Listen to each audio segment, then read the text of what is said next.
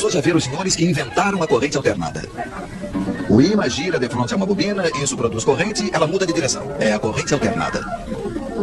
Primeiro ela é máxima em uma direção, decresce, muda de direção e assim por diante. Você já conhece. Mas então se diziam os senhores, por que colocar apenas uma bobina? Por que não duas? Por que não três? E de fato, como uma única máquina, elas faziam três correntes. Este é o princípio da corrente trifásica. Ora, o ímã passa primeiro diante da primeira bobina, depois diante da segunda e finalmente diante da terceira, mas não diante das três ao mesmo tempo. De modo que as três correntes não variam ao mesmo tempo.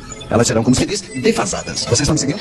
Sim, estamos. Quando a corrente 1, por exemplo, for nula, a corrente 2 será pela metade máxima numa direção, a corrente 3 pela metade máxima na outra direção. Ora, sabe-se que duas correntes iguais de sentido contrário se anulam. Então o total é zero. Um pouco mais tarde, quando a corrente 1 será máxima em uma direção, 2 será pela metade máxima na outra direção e 3 também. Total ainda zero. Vocês estão vendo que o tempo todo a soma das três correntes é nula. Mas se a soma das correntes é nula, podemos então colocar em comum os três fios de retorno. Mas claro, e funciona. O fio no qual a corrente é nula é chamado de neutro. Os três outros fios são chamados de fios de fase.